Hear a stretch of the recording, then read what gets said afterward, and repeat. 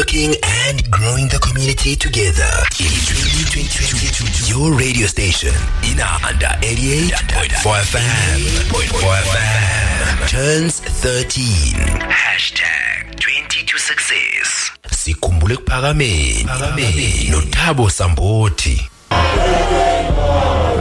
Masibingelele kuseni kuyisabatha sithi mini yesabatha mayibenhle kwabancane.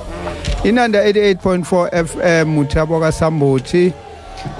Amana mfundisi JS uMhlongo namhlanje sinaye futhi no baba uSandile wakaMwandla. Siyabonga komdala weinsuku sigcinileyo. Wasigcina izinsukwini zonke saze safika namhlanje kulolu suku olukhulu kakhulu kuusuku lweSabatha la siliphetha khona isonto. Sesingenako ohlelweni sithi sikhumbule ukuphakameni. Namhlanje sise sukwini noma esabatheni lokuqala lomhlangano wamadokodo uApril 2 2022 akungene inyanga yamadokodo engene umhlangano wamadokodo ongene izolo bekumhlaka 1 April kungena umhlangano wamadokodo sikhulumile ke kakhulu ngomhlangano wamadokodo ukuthi uyini umhlangano wamadokodo sawundlalela nje enyangeni ezidlule senzela ukuthi sithi masifika kona ungaqali phansi siwundlalele sibe sesingena ke manje sesikhuluma ngamadokodo ngqo. Mfundisi uJS Mhlongo ngicela uqale ngibingelelise wena baba. Ake sibingelele kuphina kuphila kufinyelela khona lomsakazo omkhulu kangaka wasenanda inanda 88.4 FM ngokuthi imini yesabatha mayibenhle kubo bonke abangcwele. Amen. Amen. Mwandla namhlanje sinawe baba. Mwandla nawe socela ubingelele. Okhulu kuyithoba nje isabatha elihle insantsa enhle yesabatha manazarethe wonke umhlaba wonke. Hayi siyabonga siyabonga nakuwe baba Sambothi nakuwe baba Mfundisi wenkosi uMhlongo. Amen. Hayi siyabonga. Namhlanje njengoba singena endabeni yamadokodo kodwa ke njengendwayele 1922 100 years wesabatha unyaka wesabatha lwesikona sigubha 100 years wesabatha sasho sathi njalo soloke siyithinta leyo ukuthi 100 years wesabatha so ngeke isale na kanjani indaba ukuthi 100 years wesabatha isabatha mfundisi njengendwayelo ke sikedlule kuyona ngesabatha edlule sikhulume kakhulu ngalo kodwa ke namhlanje sizokhuluma kakhulu ngamadokodo kodwa isabatha njengoba sachaza saze sadonsa ngisho i-catechism yamakatholika achaza amakatholika ukuthi cha isabatha labulawa iwona alibulala isabatha. Singake ke sabuyela endabeni esayifunda ngesabatha edlule kodwa into ebengifisa ukudlula kuyona ile yokuveza izinto isabatha nangendlela elabulawa ngalo. Sizokhumbula ukuthi njengoba bafika labo indlebe ikhanyilanga nalenkolo yabo bafika nayo eyenza izinto ezinhle kakhulu njalo ezweni ngeke sathi ukuthi abelungu ngibezwe abantu bethi kanjani abelungu benza ukuthi cha bafika nokuhle bafika nokubi so angeke abelungu sithi nje sikulahla konke abafika nakho kuhle kubi kodwa ekubulaweni kwesabatha baba nomthelela omkhulu ngoba isabatha bathi mabefika sebefika nalezi zinto zabo beqala imisebenzi yibo bathi sosebenza sigcina ngolwesihlanu uzubone ukuthi isabatha lalibulawa ngempela bakusebenzisa bakugcinise ngolwesihlanu bese bekholela ngolwesihlanu bese ke bayazi ukuthi umuntu uma bemnikeza imali ngolwesihlanu uzohamba yophuza bayadunga isabatha bakunikeza imali ngolwesihlanu base beyaphinda futhi ngokuhamba kwesikhathi la emalokishini base bakha ama-beer hall. Ama-beer hall lawa ahamba ase ezala lama joint konke khona kuthiwa amathaveni kuthiwa ama-lounge namhlanje abizwa ngamagama amakhulu kakhulu kuthiwa ama-lounge abizwa ngayo yonke into le so lento yabo babeyakha nje beyazi umgogo abawucuphayo so bayakusebenzisa ugcina ngolwesihlanu bakunikeza imali bayazi ukuthi abantu abaningi sebabakhela ama-joint sebabafundisa utshwala sebezohamba abantu bayospenda imali otshwaleni ngesabatha uzovuka kanjani esabatheni ngoba already sebelokhuzile sebekwazile ukuthi bakufakele imali bakufake etshwaleni obviously uyi nangesabatha futhi uyaqhubeka uyaphuza bese ngesonto lezi zinto zabo ke hayi azimandla kakhulu ngesonto bese kufanele abantu baye esontweni abangaya esontweni naqala nebhola belingekho mandla ngesonto kodwa ke abantu sebezoya ebholeni ke makuyisonto bayephi kodwa lelu suku lwesabatha bona sebenze show ukuthi bayalibulala abantu abayi kulona so lento nezitolo thaba ngithi nezitolo zivulwa ngesabatha bese ivalwa ngesonto kwakuyenzela ukuthi siye vele ngesabatha sothenga ngalo imgoqa yonke le yayicushiwe ukuthi kuzokwakhiwa izitolo bese abantu baya isabatha nje babefuna kusetshenzwe ngalo iyasho ke ikatechism ke yamakatholika ukuthi cha akekho washintsha isabatha kodwa thina sashintsha isabatha base beyazenza izinto futhi zokulibulala now amanazaretha ke nathi sesibuye singene kule mgogo le sabatha ebasho kahle uShembe wathi singathengi ngesabatha singenzani namhlanje ukufica isabatha leyo grossa ngesabatha ngisho nencwadi engcwele ithi ungahambi indlela zakho ngosuku lesabatha yazi Mfundisi excuse me ngisho amasulmani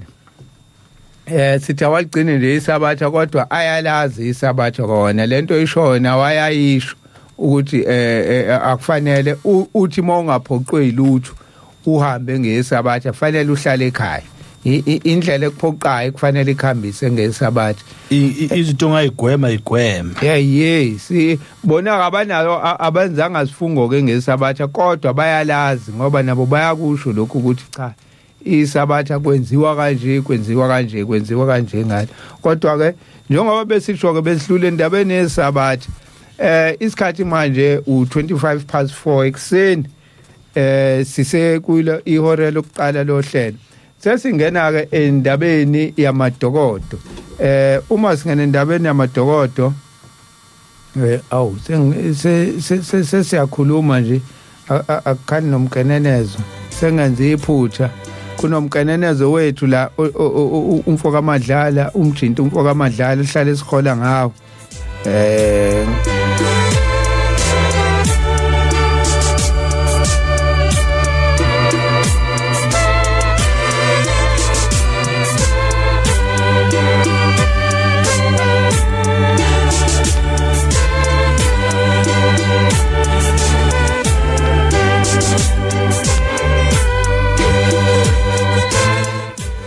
umjinto umfoka amadlala bese ngithi njalo esihambe phezulu kwakhe sithi kumuza ukuthi ukhona yini hayi ukhona umfoka amadlala siyawuza umkenenene namhlanje Mfundisi sikhuluma ngamadokodo sikhuluma ngamadokodo ukuphathwa ke kwedokodo ngoba sikhulume kakhulu siwandlalela amadokodo ukuthi amadokodo yini mhlambe mangiphinda nje uma sithi semhlanganweni ngaphambi kokuthi ngene emhlanganweni wamadokodo kunencwadi la le ekhuluma ngephasika ethi ngenyanga yokuqala nakho into zami nje ziyabheda la ngabe ngiyivula sengikhohlwe yona kodwa ngizoyithola leyo ncwadi leyo la kahle ngokweBhayibheli ngoba sike sibe nempikiswano thina amaNazaretha namaKristu athi amaKristu ayephasikeni njengoba ku April amaNazaretha athi hayi nina niyaduka iphasika lingenyanga yokuqala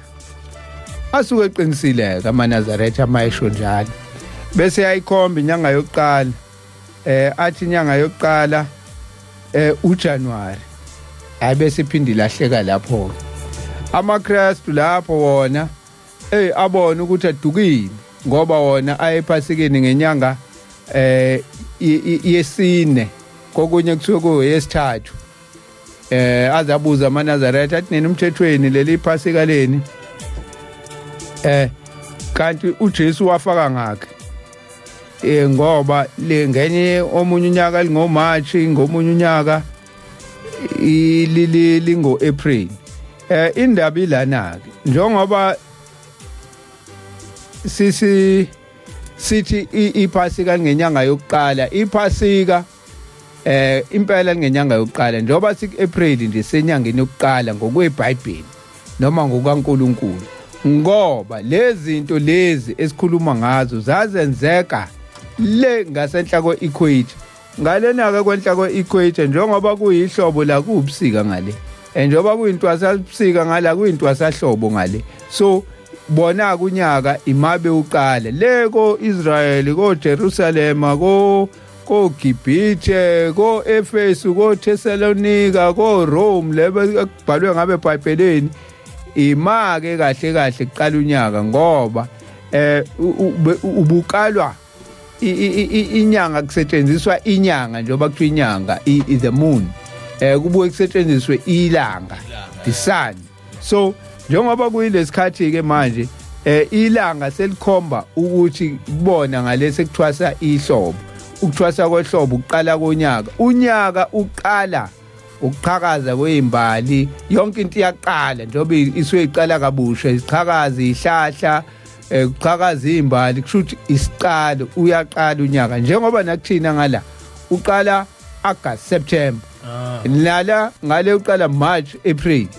kahle kahle iqala uMarch uyophela uqala uApril bese iyaqala ke uyaqala unyaka ngoba kuqalwa ngonyaka ikhalenda liyahluleka lento uyiqondanisa kahle ingakho kuqalwe nangenyanga uthola ukuthi ke into ebambe iphasika la ngaba khona ngoMarch laze lajombela kuApril inyanga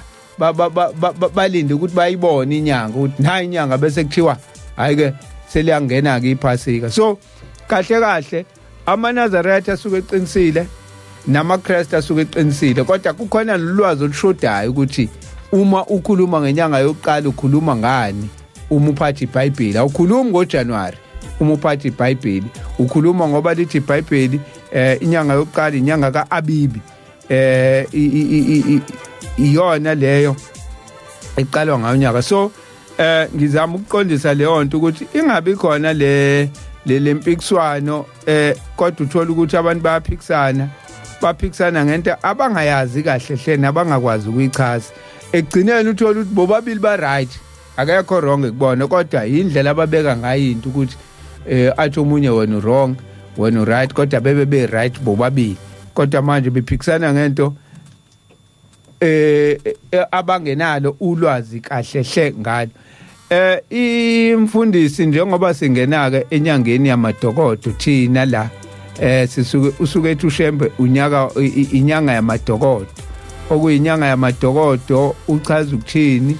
njengoba uqala unyaka ngokweBhayibheli noma ngokaNkulunkulu into esuke kufanele singene siyilungisile ifanele silene inhliziyo siyilungisile idokodo lethu idokodo masikhuluma ngedokodo sikhuluma ngomzimba bengisenzela ukuyindlalela ngoba lento kade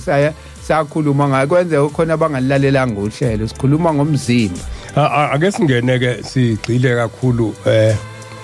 emfundisweni yanamhlanje senza isifundo la kakhulu asenzi impikiswano mokubonakala sichaza suke singaphikisa abanye ngoba incwadi engcwele noNkulunkulu akakuvuma ukuthi siphikisane khona la ithi khona ukuphikisana ukwale asizile kuzophikisana yake ngene ngamadokodo kunesikhathi lapho abanye khona bebekhuluma indaba ukuthi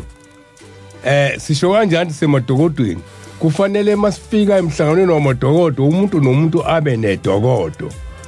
bakhuluma engathi kufanele kwakhiwe idokodo leli leyinkingo noma leli leyinsimbi neplastic elithengwayo okuyidokodo, kanti cha akunjalo. Eke singene uma kukhulunywa ngenyanga yamadokodo, kukhulunywa ngokuthi silethe imizimba yethu kuNkulunkulu ukuthi njengoba insuku zu7 ngokwazi kwethu, njengoba zu7 sisuke siletheke imizimba yethu ukuthi usuku nosuku sihambe kanjani unyaka wonke njengoba sesizoqala unyaka. Eke siqale sifunde kuqala isihlabelelo 237. Isihlabelelo 237 esizoveza ukuthi makukhulunywa ngedokodo kukhulunywa ngemizimba yethu. Ayeke siqale ke ekuqaleni, ngiyathanda mina ukukhonza inkosi yezulu. Inhliziyo ayivumi ukukhulula umphefumulo wami. Ngenze inkosi isiboshwa noma kubuhlungu njalo ukuze umoya ukhululwe ngosuku lenkosi. Jabula wena ongaboniye umhlaba nengcebo yawo. Vula amehlo umphefumulo ubone ikhala labangcwele. Khona alukho usizi, luphelile konke ukufa amanga nobuqili. Bonke buqedwa ngomlilo. La ku number 4 kukhulunywa ngezinto kakhulu ezingcolisa idokodo lomuntu. Kuthiwa khona alukho usizi, kuphelile konke ukufa amanga alingcolisa idokodo. Ubuqili buyalingcolisa idokodo. Kuthiwa ke mase kufikwe lapha umuna lokho, leli dokodo lakho liyashiswa ngomlilo, alibe lisayithola indawo. Kuthiwa ke uma ufika ku5, kuhle inyama yami ihlupheke ukuze inhliziyo, le nhliziyo eyihlalo sikaNkulunkulu mefika edokodweni elimzimba yethu. Kuhle inyama yami ihlupheke ukuze inhliziyo ikhumbule, ingakhululeki yenze konke ekuthandayo okungavumelani nokuthi idokodo lihlambuluke. Ithi ke kuhle inyama yami ihlupheke ukuze inhliziyo ikhumbule ukuthi akulona ikhaya leli, kuyidokodo lomhambi. Ubani umhambi la? Umhambi ilo okuthi ngosuku obhabhadiswa ngalo ebese engena kuwena efakwa uNkulunkulu ekuwena ngaphakathi, ebese efika hlala enhlizweni.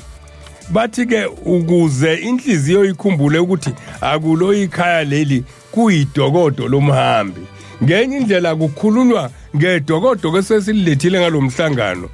idokodo lomhambi.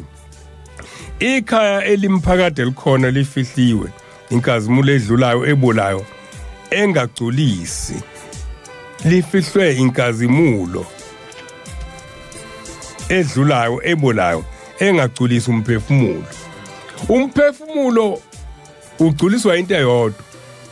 Kukhulunywa ngomphefumulo uhleli kuleli dokodo, ufakwe uNkulunkulu. Ngenye indlela iwona omkhulu umphefumulo kuleli dokodo ngoba ufakwe umnikazi wezinto kuleli dokodo elinyama. Ke sicaphuneke encwadini ke manje eyingcwele esithi iBhayibheli. Ngiyafisa ukudlulisa lokho. Kuthina amaNazaretha la eBhayibhelini siyaya kakhulu. Kodwa kuthina njoba ngiqale ngala, ngiyafisa bazi abantu ukuthi incwadi engcwele ukuzedlula zonke kuthina isihlabelelo. Ngiye ngakhuluma ngelinye ilanga ukuthi bokuthi makuduma izulu sibeke sona eduze kwensika, imbani idlule ngala nangala, ngeke lingene izulu uma ubeke sona. Eke siyeke la encwadini kaDuteronomi ekhuluma ngamadokodo. Deuteronomy 16 siyiqala ku13 sizoyifica kusefisa ku17. Wogcina umkhosi wamadokodo insuku eziyisikhombisa. Sikubona ke umkhosi wamadokodo kusukela izolo, ungena izolo uyoze uphume ngolwesine mhlaka 7. Asilindi ukuthi uzoze kube iweekend kungena iSabatha ngoba senza umkhosi wamadokodo. Likhona iSabatha phakathi nendawo ukuze nakulona kuvela ukuthi mangaki owahambile. Ukhumbulile yini ukuthi leli dokodo lomhambi lifuna iSabatha ukuze makufika imvula, iSabatha lithi ngeke ingene ngaphakathi imvula. nomsombuluko ukhona, nolwesibili likhona, nolwesithathu likhona, nolwesine likhona. Kubheka ukuthi kule insuku zonke lezibe isikhombisa uhambe kanjani wena kuleli dokodo lakho. Eke siqhubeke nencwadi. Insuku ezisikhombisa emva kokuba usubuthile okwesibuya sakho nokwesikhamo sakho sewayini.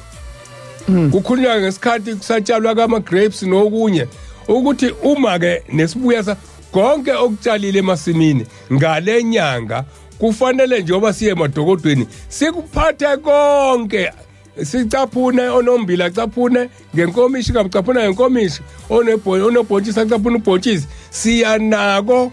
la endaweni uNkulunkulu azoyikhetha siyoveza ukuthi besenzani, siyoveza kakhulu kodwa nemizimba yethu ukuthi senzeni ngayo.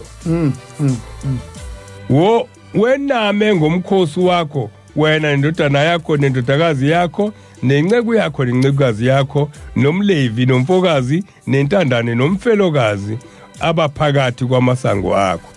Insuku ezisikhombisa uyakumgcinela uJehova uNkulunkulu wakho umkhosi endaweni uJehova ayakuyikhetha, ngokuba uJehova uNkulunkulu wakho uyakukubusisa kuzo zonke izithelo zakho nemsebenzi wonke wezandla zakho uthokoze kakhulu. Manje uzokubusisa kanjani uJehova uma ungafiki nako konke okwenzile okuyithelo nako konke? Kodwa uJehova uzobebuka kakhulu ukuthi umzimba wakho awungcolisanga idokodo leli olilethile, awungcolisanga yini. Lokho kunyofika nako othi mina ngalomzimba ngenza ukuthi nokuthi okuhle ukuveze phambi kaNkulunkulu. Masifika lapha ke ku16 kathathu ngonyaka bonke abesilisa bakho bakubonakala phambi kaJehova uNkulunkulu wakho endaweni ayakuyikhetha ngomkhosi wesinkwa esingenamvubelo nangomkhosi wamasonto nangomkhosi wamadokodo, bengabonakali phambi kaJehova bengenalutho esandleni. Khona isihlabelelo sikaShembe esithi useze wahloba kathathu. Kuthiwa ke la kathathu ngonyaka. Sithi lesihlabelelo useze wahloba kathathu unyaka umunye. Isihlabelelo 73. La singena endabeni enjalo. Umhlangano wamadokodo usemqoka kakhulu. Bathi inkosi ilanga yayisemzini wenkosi olapha efolweni okuthiwa hayi impumelelweni, okuthiwa isemafutheni. Lo muzi wakhiwa endaweni yakanzuza, kwakho umuzi wakanzuza lapho. Bathi yathi ikhuluma nabanye abantu kwakade kuyobhabhadiswa onkosazana umamashi ngema wala ingonweni, kwakade kuyobhabhadiswa bona ngalelo langa namanye amadoda akaSibisi. Bathi yathi inkosi igcizelela yathi ningakhohlwa umkhosi wamadokodo. Ningakhohlwa umkhosi wamadokodo. Usakhunjulwa nje abantu basawazi. Kade ngizwa abanye bethi sikuwona kodwa soku one day akuwona ke. Hawu, akuwona ke, uhlala uveze idokodo lakho insuku ezisikhombisa. Umdadelo ungenise nini? Inkingi leyo. Uma one day. Inkingi leyo ngoba kufanele ufika ngosuku lokuqala usho ungene bese uhlala 7 days ngoba ingilozi yangomsombuluko izofika ngomsombuluko izobheka ukuthi idokodo lakho ufakeni okuhle kulona ufakeni okubi kulona.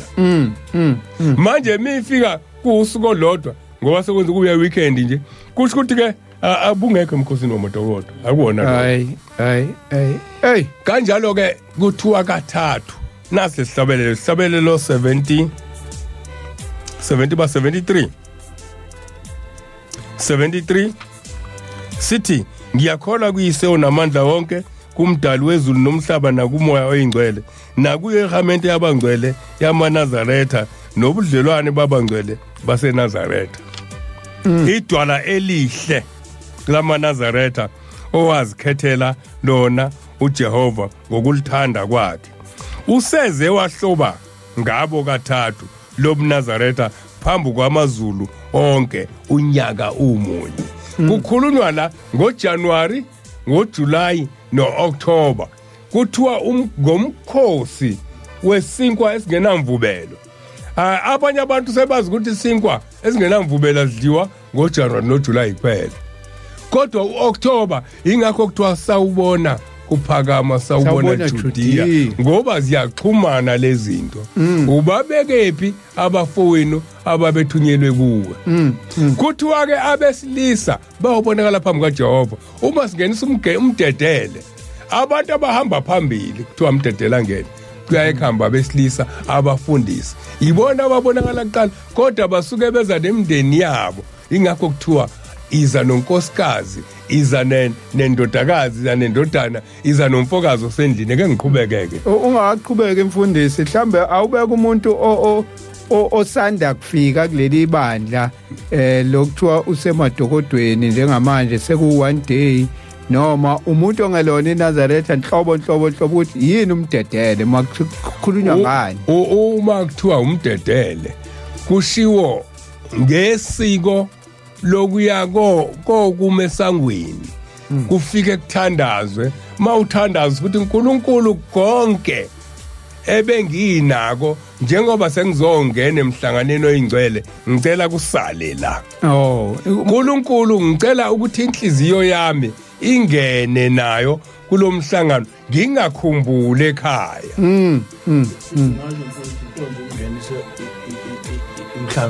Inkonzo yokungenisa umhlangano. Manje na ke abanye ke baye bethi singena kanye nabakithi. Yebo kuyenzeka lokho kodwa hayi bonke. Hayi bonke. Hayi bonke. Manje kufuna ke sibheke ukuthi mesithi siyongenela bona sizoyingenela nini thina. Okuningi esikwenzayo asiqhubeke nalomhlangano nalokho sonke kuthiwa sengene kwenye indawo. 17 yilowo nalowo uyakunika njengamandla akhe ngokwesibusiso uJehova uNkulunkulu wakho akunike sona. Kuchaza ukuthi njengoba kumhlangano wamadokodo kufanele kube khona umnikelo uphathayo uya nawo phambi kaNkulunkulu. Akasibheke ukuthi kwenzakalani ngomhlangano wamadokodo. Into okufanele yenzeke abantu abanenhlanhla bazohlangana nalokho. Eke sifunde incwadi kaMarko 9 siqale kuverse 4 noma siqale ecaleni. Emva kweinsuku eziyisithupha ekade hleli insuku eziyisikhombisa kodwa sehlalile insuku eziyisithupha wayesefuna ukubona ukuthi ngosuku ka7 kuthiwani.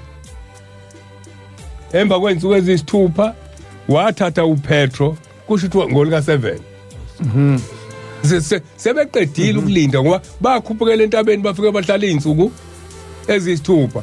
Ngolika7 usuku zabo 7 kodwa eziyisithupha babeyihlalele. Kodwa kwathi ngalolu ka7 wathatha uPetro noJakobe noJohane wakhuphukela nabo entabeni ende bebodwa. Waphenduka esinye isimo phakathi kwabo. Kusho ukuthi uma efika lapha idokodo lakhe wekade liphethe kahle. Ngisho ingubo eyigqokile kuthiwa zacwebezela. Socwebezela kanjani umuntu wenza imkhosi? Zizocwebezela kanjani ingubo zakho? Ingubo zakhe zacwazimula zabamhlophe qwa ngokuba umhlanzi wasemhlabeni ngangokuba umhlanzi wasemhlabeni angezenze zibe mhlophe kangaka. Kwabonakala kubo uEli abangasekho laba abantu abangasekho. Kwabonakala kubo uEliya noMose babekhuluma noJesu. Laba ababonakala kwakuyithunywa zikaNkulunkulu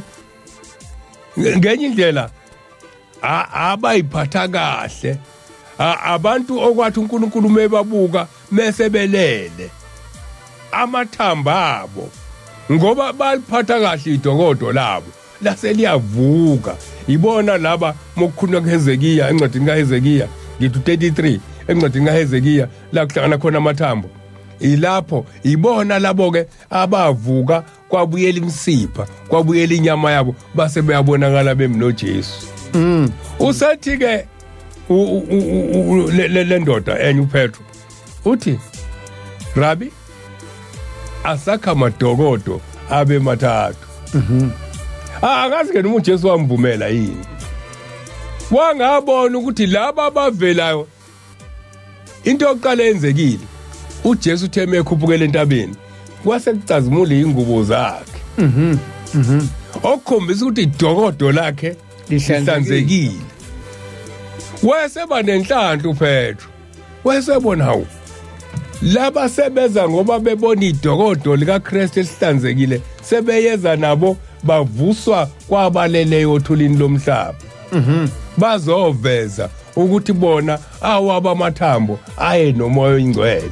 umoya oyingcwele ke ngosuku lwamadokodo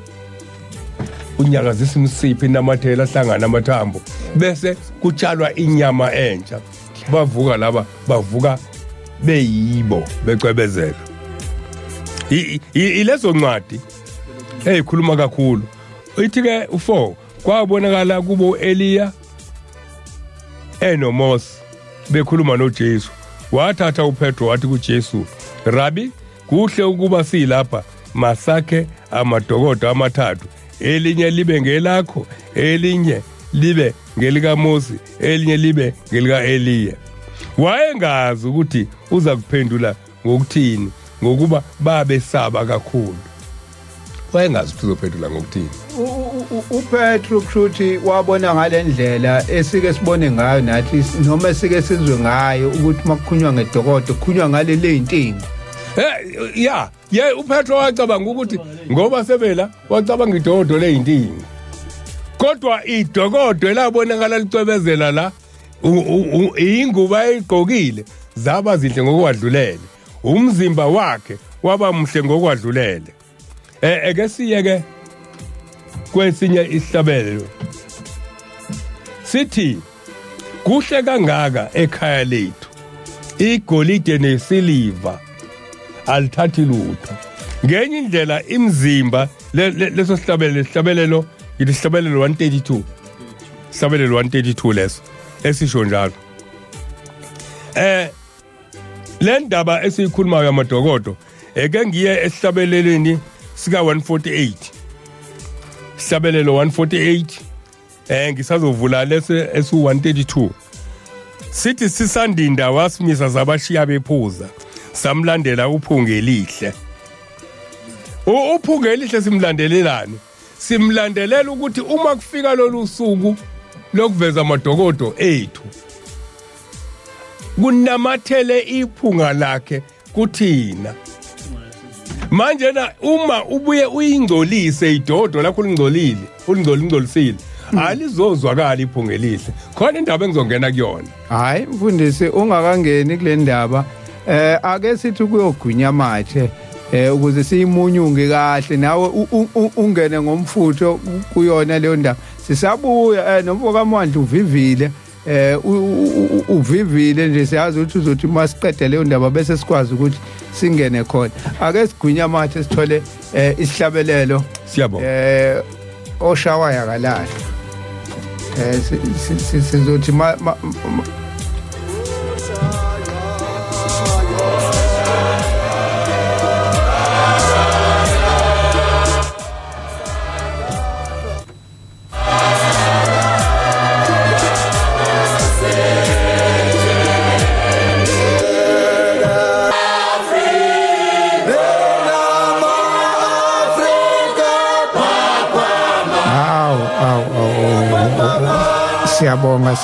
siyabonga kubahlabeleli baseNazaretha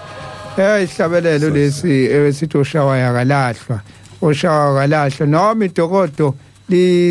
lingcolile kodwa siyathemba ukuthi oshawa yakalahlwa uma uyisolo ubuyela kuJehova uJehova nakanjani uyokuthethelela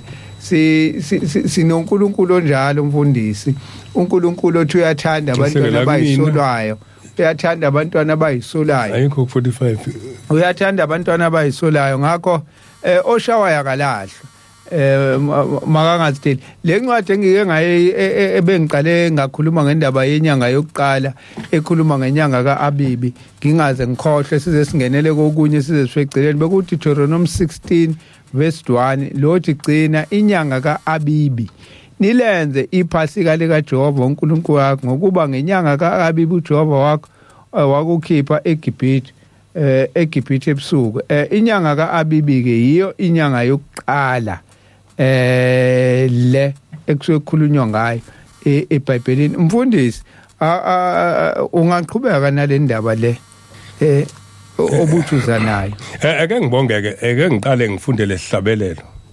khona engifuna ukusho ngokuthi uPetro abone uMose noEliya sisandinda isihlabelelo 148 sisandinda wasimisa sabashiya babephuza samlandela uphungelihle angathi kuthiwani lama kuthiwa sabashiya bephuza ngicathi akhulunywa ukuthi babephuza amanzi ngoba amanzi awangcolisa umuntu kusho ukuthi babephuza ukungcolisa idokodo nanamhlaba sabanjiwe abagcinela ubumnyama bakhululekile ababiziweyo makabongwe uJehova siyazidinga ezokubonga thina ababiziweyo sasabela simbonga uDumseyo makabonga uJehova bamenyeziwe emathuneni nanso ke indaba ebengifuna ukufika yona sebephumile sibabonile bangenile emzini oyingcwele makabongwe uJehova ngesikhathi bekhuphukele entabeni uMose noEliya babe ngasekho emhlabeni kodwa avuleka amathuna abo ngoba babelandela uphungelihle iphunga lakhe langena kubona ngoba babephethe kahle amadokodo abo bathema ukunyukelwa entabeni uPetro ngoba wayephethe kahle idokodo lakhe wesenikwa ihlolo lesithathu lasezulwini wayesebona belele bephuma bebonwa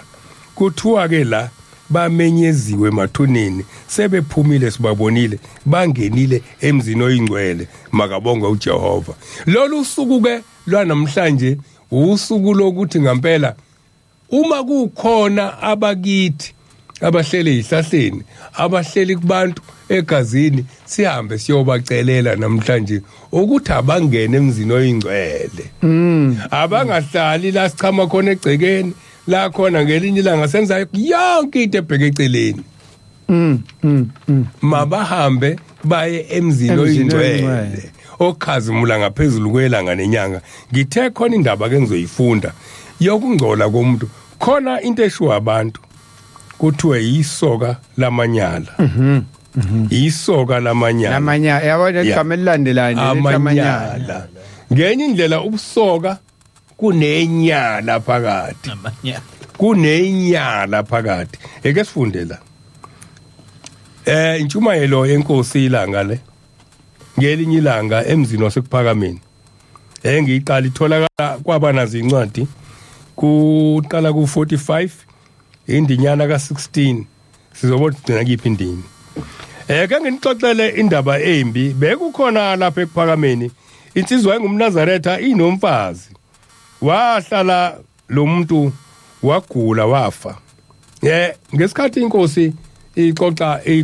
ishumayela lentshumayelo ngangikhona eparadise ngiyakhumbula sicaphuna encwadini njalo le sicaphuna encwadini njalo esihlale sithi ayithengwe incwadi incwadi ka advocate uTH Mnyando eyokuqala leyo nesibili khona ngabe ngathi ayikho fana ama page ake nginixoxele indaba embi bekukhona lapha ekuphakameni insizwa engumNazaretha inomfazi wahlala lo muntu wagula wafa ngithi wayesezele abatwana abane noma bayisihlanu uma esezohamba emhlabeni bathi wahlupheka kakhulu ethanda kungibona kodwa ngoba kukude ngathi uma ngifika wathi unina baba uze wafa umntwana wami ethanda ukukubona ngathi mina ubethanda ukungibonelani ngoba bengihlala ngikhona lapha ekuphakameni nasezweni lakubo uma bekukhona abethanda ukungibonela kona wayeyekeleni ngaleso sikhathi lokhu uyazi ukuthi angihlali ndawonye khona ngiyazi ukuthi noma ngikhona nje endaweni ngesinye isikhathi yize umuntu ethanda ukungibona uye angaze angibone. Nakhona lapha ekuphakameni ungahlala nje kuphele unyaka ungeze wangibona ngikhona. Angazi ke nami ukuthi kwenzeka kanjani lokho. Sakhala lesalukwazi ngaze ngathi kusona, yathini indodana yakho uma isihamba emhlabeni? Sathi ayisho ngolutho. Kwaphela isikhashana kwase kuza umkakhe lomfana esethi, baba, umyeni wami kade ekhona lapha kimi, efike emubi, enosizi. Wafika lapha unkosikazi wakhe eseshonile, esefika ngesibonakaliso. Emubi engcolile, ehamba engambethe, egcwele udoti wobudoda bakhe, wonke umzimba, kusukela ekhanda kuze kuya enyaweni. Uma efika kimi ngaphuza ukumbona, ngezwa ngezwi esengimemeza, wathi angimnakile ngani. Ngethuka kakhulu ngoba ngangamboni ukuthi ubani. Uthi ke, Musa usangibuza, ngisize ungiyele kubaba ekuphakameni, ngisodakeni, ungibona nje ngiphuma odakeni, angazi ukuthi ngingayigeza kanjani lento ngoba iyanginukela, ngize ngiphume ngesinye isikhathi ngifune amanzi ngingawatholi, ngihambe ngize ngikhathale, ngiphinde ngizibone sengikulo loludaka. Ngiyahlupheka, ngicela ungiyele kubaba, ngicela angigeze ngangingazi. Uthi ke umkakhe, yini wenzani? Izwi lokuqala uthi, ngangingahloniphi amadodakazi abantu. Izwi lesibili uthi, ngangingahloniphi imizi yabantu. Uthi umkakhe, hawu, konke lokhu kukuwe na? Waphendula wathi, yebo, Musa usabe usangibuza, ngoba uyabona ukuthi ngiyahlupheka. Lento iyanuka, iyanginukela. Yonke lento engangingcolisa ngayo laba bantu iyanuka. Manje ngisize uye kubaba, uthi akangisize, angacunuki, uyakwazi lokhu engangikwenza. Nempela lo mfana ngake ngamsola, ngangihamba naye ezweni lakubo insukwana. Wayejwayele njalo endlini lapho kukhona abantu besifazane. Ngamkhuza ngathi angabokwenza lokho uma ehamba nami nemhlangano, noma enemkhuba emibi ungaboyenza uma uhamba nomhlangano. Ubokwenza ekhaya lakho, nakhona ekhaya lakho kuyokuhlupha ngelinye ilanga. Lo mfana wakholwa ubaba mkhulu esekhona, esemncane, efele nguyise. Inkosi yasekuphakameni yamkhulisa ngokukholwa, waze wacela intombi ekholwayo, yamphatha kahle. Kuthe kuphakathi wayesefikelwa umoya wokuhlubuka, kepha akaze akulahle ukukholwa. Eya njalo nasesontweni naseinhlanganweni, kodwa ngaphakathi enhlizweni yakhe sekukhona umoya wokungabaza, ukuthi konje kuyisono yini ukuhlobonga, kuyisona yini ukweba, kambe kuyisono yini ungaligcini isabatha. Ngoba zonke izono ziqala kanjalo, ziqala ngokungabaza. Uthi ungavumela ukungabaza bese uqala ukona. Manje lokho kona akuhluphi umuntu. Ngosuku lenkosi uma isifikile, akukho umuntu ongakuvikela ukuhlupheka wedwa. Kuthiwa ke lensizwa, ngingaze ngiqede incwadi. Kuthiwa ke lensizwa mesifika unkosikazi wakhe ezobika enkosini, uthi unkosikazi akunawo nemali, akunalutho. Inkosi yathi hamba uyodayisa iy'nkuku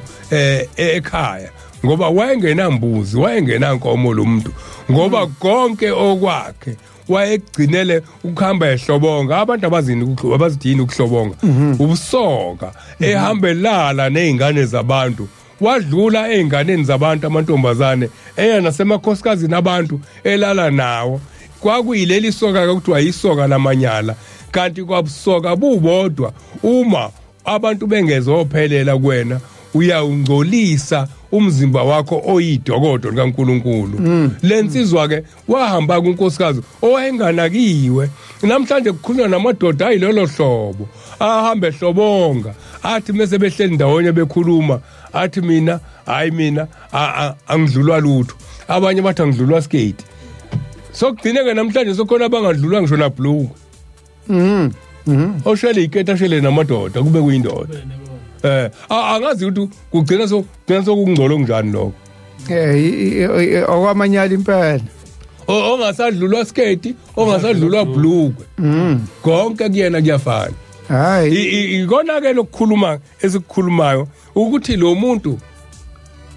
waba nenhlanhla ngoba lasala iphunga elincane kuyena wakwazi ukuvuka athi ngihambele ungiyele enkosini ufike unginikelele ngiyacabanga lo muntu kunjani maye khunjulu avela khunjule engashiyo kuthiwe namhlanje simenzela kuthiwa senza itiye senzela ubaba wenza itiye wenzela ubaba ucela inhlanhla kuyena ucela kanjani inhlanhla kumuntu oyinyanyawo kwayena onuka uzofika nalokunuka uyothi wathi wenze leli itiye uthi uyaphuma enyangishayiswa imoto ngoba lo muntu akafikile ekhaya labangcwele ingakho ithi inkosi uma kukhona into ofuna ukuyenza yenzela umuntu ecelile kuphela bese uzomnikelela la ekhaya bese kuya ngokuthi uceleni futhi mecela ngoba uthi nakumina bayafika uthi omubi uyafika nakumina athi ngicela ukutshele kumjiva wakho uthi ngiyamthathe ngumniki kuhleke uthi kuhleke uma esefikile wena linda uthandaza ingakho kuthiwa eminye imbono ayiveli kuwe amaphupho amanye awaveli kuwe Nkosi uma kuya ngokuthi uzocelana uyabheka ukuthi lento azoyicela ushembe uyavumelana yinayo kunjalo uma ezocela ukhanjana ubese uthi wena ngizomenzela ngoba ubaba uthe ukhanjana kodwa usho ushembe singabugayi utshwala ngeke liphinde liphuma ukhamba la wena ngoba uzomenzela yena ebesethi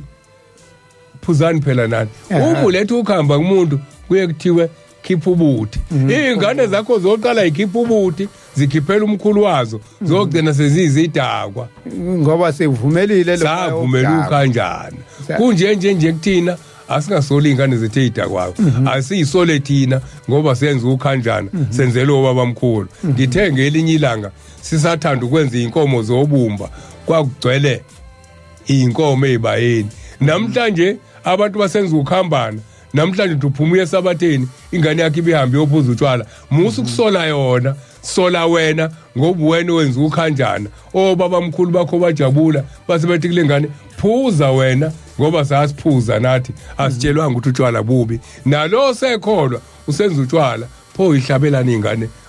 mazidla utshwala ngoba utshwala wena ufakela ekhaya wena ubize abantu ababephuza la ngoba inkonzo kaMahlukana ndlela uyenzanga awenza inkonzo kaMahlukana ndlela hayi Mfundisi sibonga kakhulu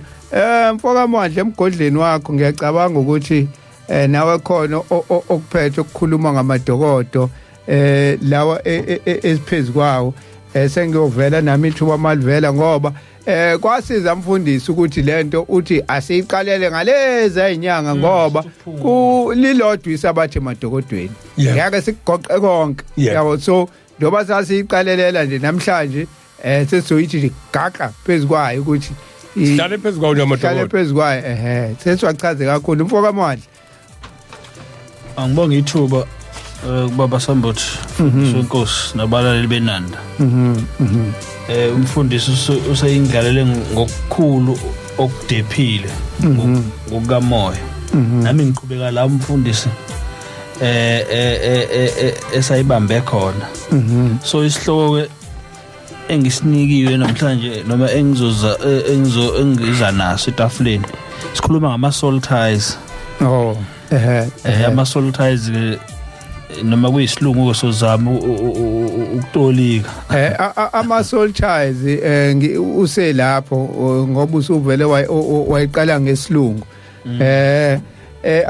ama soul ties ilento le umfundisi akhuluma ngayo uma uhamba uhlobonga uhlanganisa umoya wakho nomoya walomuntu osuke uhlobonga naye ingakho yabonakala lensizwa isikumoya ingcolile ungcolisa inyama uphinde ungcolise nomoya wakho so leyo nto ke ngesilungu bake bathi ama soul ties kusho ukuthi labantu ayelala nabo banale mthwalo kukhona indaba ngizoyikhuluma nje ngoba uGanyo wayikhuluma sikhona la kukhona la kule studio uza kwethi esebenza naye kuasilungiseni makwamasonto uthi kukhona naye okwakwamehlela ngizama ukucacisa lento yama soul ties umuntu ethe ngena kuyona umandla umuntu unesithombe saye siphelele kunomuntu naye akathandana naye so wakuyisigebengu kahle kahle lo muntu manje uJesu sebenza wayisebenza esitolo eshayithili esitolo ayisebenza kusona uthi njalo uma sekukheshwa up uyashota ngela ngishota 50 rand ngela 100 rand ngela 200 rand makufanele sekuphela isonto kubeka kaholi lutho ukhokha lezi imali lezi ahlezi ishota wayabothi ayiphela ayikho lento engiyisebenzelayo wase yakomunye umama obunayo ngenhlanhla mayifika kulo mama akubona la akayanga kubantu abaphatha amakhambo wayakumuntu nje osebenza ngamanzi nje kuphela uthandazana naye uthi waya ngoba ezwa lokho ukuthi lo mama uphatha amanzi kuphela lo mama athandaze athi mntanami akekho umuntu okuloyayo akekho umuntu ongitrontshela imali inkinga enalo muntu wakho lo uthandana naye lo muntu wakho uyisigebengu kanje avume lo athi unganyelwe yilo moya wakhe wobugebengu iwona lo ontshontsha imali nakuwena lapha esitolo angithi manje uhlangane nomuntu oyisigebengu naye mhlawumbe ombethwa umoya wezigebengu lento ade uyichaza Mfundisi ukuthi senzela umsebenzi nomuntu owahamba esenkingeni wayesigebengu ebulala abantu kodwa namhlanje sesimenzela umsebenzi sithi siyambuyisa ekhaya siyamngenisa awuzwakali Mwandla udonsa imic awuzwakali isondele ngakuwena ufana ukuthi ubuyisa umkhokha ekhaya yes uyambuyisa lo muntu umbuyisela naye kushuthi wayengazenzi mhlambe wayisentshontsha nje egebenga nje naye akasathandi yilo muntu lo mhleli manje lo moya lo usuwehlele la kuGanyo nje obehlele nje uGanyo esebenza uyantshontsha lo moya lapha ya ethilini lo moya lo ubugebengu ilento ke le engiyichazayo uMwandla angena kuyona yokuthi ama soul ties ingakho uShembe akha lento ekuthiwa u25 ukuthi intombi zigcine wasethi nezinsizwa ikhule zigcine nozehlangane lapha ya ngoba senishada ngoba lokuhamba ulala ucosha lemoya uyothi uyafika usufika lapha emshadweni ufika nale moya le usuzoyithulula la noma lo ngala uzoyithulula la sekuneyinkinga kanti le moya kanti lento eyakhiwa uShembe wayigwema zona ke izinto ezifana nalama soul ties uMwandla akhuluma ngayo ngingageqa amagula ngoba bengenzela ukunikeza ongazi isithombe ngibonga kakhulu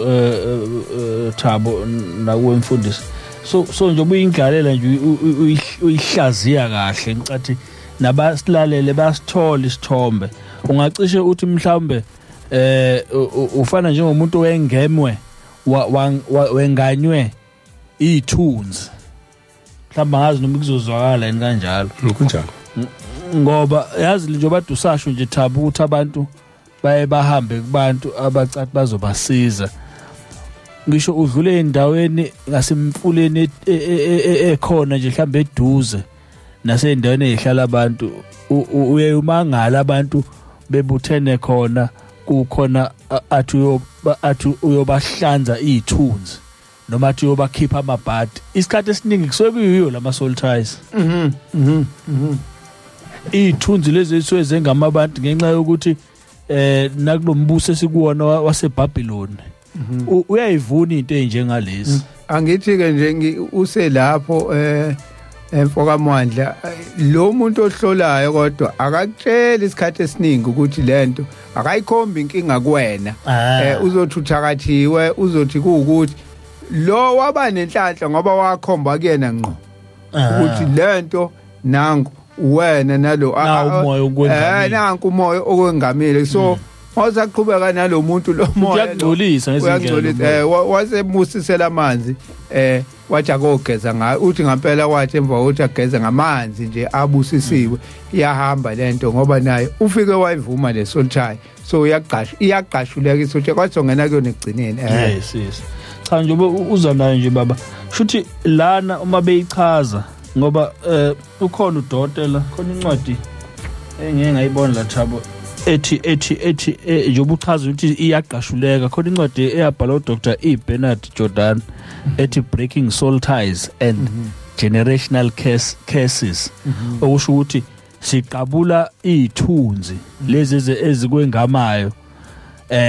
neziqalekiso zezizukulwane uyabona ukusho ukuthi ukungcola kwakho kungagcina kuphumele nasenzalweni yakho yabo insila le njengoba usho nje Thabo ukuthi sithi siyabahlambulula kodwa ugcina uthola ukuthi manje njengoba sithi siyababuyisa ugcina ukuthi manje lo moya lona manje sufana ukuthi umoya uyawuqhubeza manje wena yabo so ama spiritual bathi ama spiritual and emotional bonding between the souls of two or more people okusho ukuthi ezinhlangano kakhulukazi ke ngakho lokhu kuhlobonga yabo uma uthinta lesihloko esithi ukuhlobonga isihloko esibucayi leso and ngiyabona ukuthi nawo kwesintu zazikhona izinhlaka noma izinhlaka ezayikhanda umuntu ezaziyigwema lencithakalo lesikhona manje and noshembe uma ezolungisa lesizwe wezo sibuthe ekuchithekeni kwaso ngokuthi abuyise lezinhlaka lezi nje obusho nje Thabo ukuthi izintombi zibuthwa ku25 ibutho lezintombi ngowase Nazareth noma ngokukhona noma ngowasezulwini bese kuba khona u23 la kubuthwa khona izinsizwa izinhlaka lezo ezakha umuntu ngokwasezulwini bese kuba khona neka14 okay kwenzekani so uhlangana nomuntu bese kwakheka lokuxhumana lokho noma mengiyibeka nje ukuthi ibonding wena okubone uma uhamba mhlambe endaweni enokhula uthola ukuthi uzobanjwa isinama noma mhlambe uqadolo ngingacishe ngiyibeka kanjalo ukuthi uma uhlangana nabantu ngokulalana mhlambe kakhulukazi ngizibeka kanjani ama soul ties ukhona ama soul ties akuthiwa ama soul ties ahlambulukile bese ubakhona ama soul ties kwama soul ties angcolisayo ubabilanga wathi anokungcola enye yayo igama la ubanga indlala inkosi langa yathi obhasopo ubanga indlala umuntu othi muke wahlangana naye ngisho noma uthi ubunemali engakanani iphele yonke igama lalo moya ubanga indlala njoba uhamba ukhuluma ngempela into ekhona ngempela ukuthola umuntu ube nosizi uhleze nosizi isoka ekhaya kholutho kulanjiwe ako imali yakho uyidla lapha ya nabantu besifazane uyidle ma20 uyasebenza le kodwa kanalutho wangena ubanga indlala wangena ubanga indlala iyo le moya kinamathelayo iyo le ngesilungu ekuthiwa ama-soul-tie shuthi vimba inhlanhla yakho yes nanokuthi ukuze nje abantu mebexoxa ukuthi umuntu ezinto zama yihambi kahle yabo isikhathi esiningi sihambe nje sithi siya kulabantu esithi bayabona ngoba usuvinjwe manje lezi ithunzi lezi ngiphangisa njena ngenxa yesikhathi kukhona ekuthiwa abusisekile yabo kuthiwa ama godly soul ties noma kuthiwa ama good soul ties bese kuba khona ama bad soul ties noma kuthiwa ama ungodly soul ties lawo kanjani lawo ekuthiwa mahle ake siwabheke ukuthi kanjani ngicathi siyachazeleka ukuthi njengoba seyindlalele nje uThabo ukuthi imi kanjani kuthiwa it's a spiritual and emotional bonding between souls of two or more people then ke lawa mahle ilawa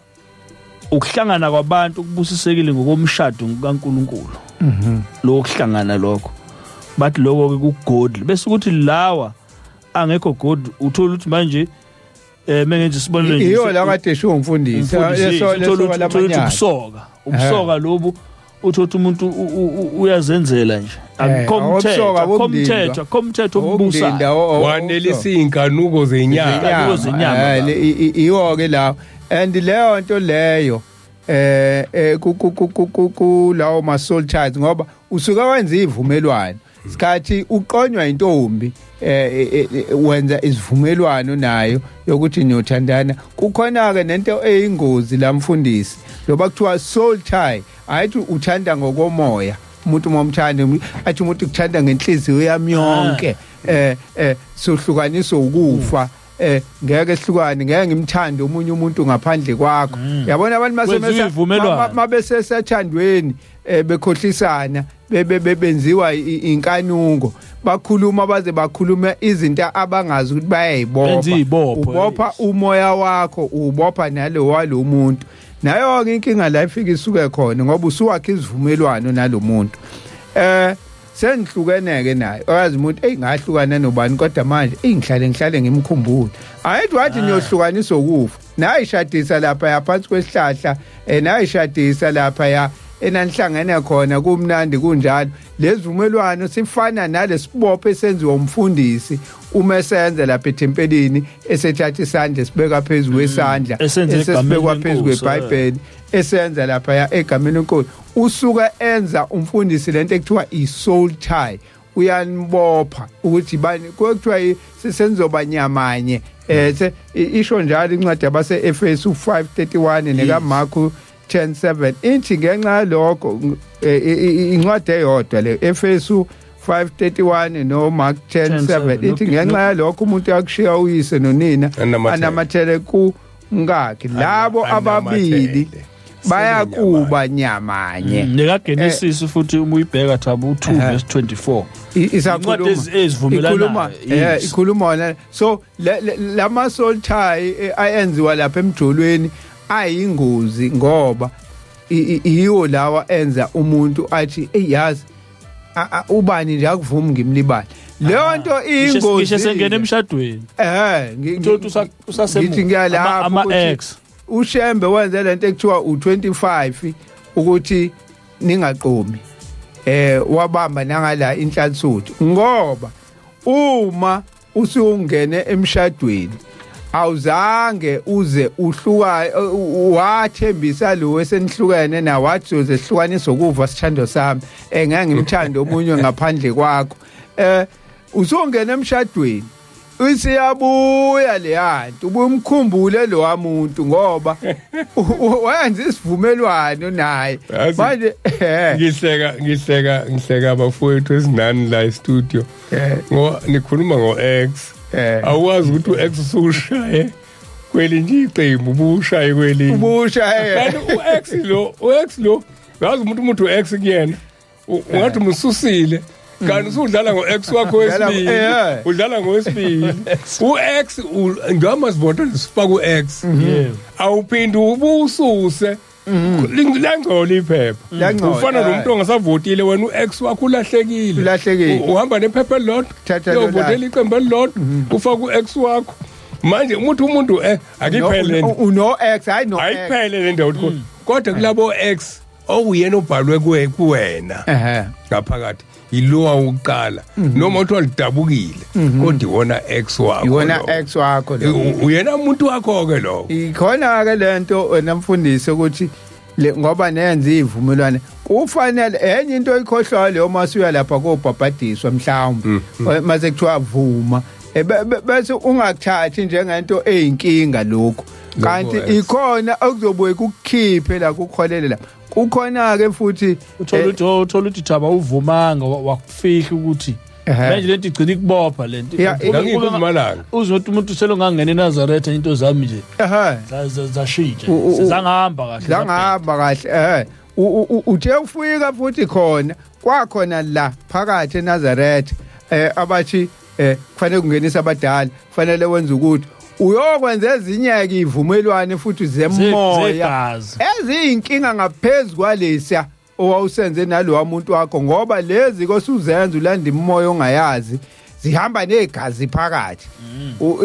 ilapho ke sengena khona lento esho uMwanda athi umuntu lo ngangena eNazaretha izinto zami nje ayihambi kwamanje usuwenze ezinye ivumelwano yazi ngiyacela la ngena Mfundisi ngicela ungenelele ungadinwa khona into esengiyikhumbula ngifuna ukuvusa abafundisi mama Nazaretha ngikhuluma into abanye abantu abacathi ihlazo wathi ayilona ihlazo ngoba yenzeka kancoko yenzeka enganeni yomfundisi yenziwa umuntu omdala wasezulwini inkosi ilanga abantu bathi ihlazo uanti mamkazi ozalwa uMalithuli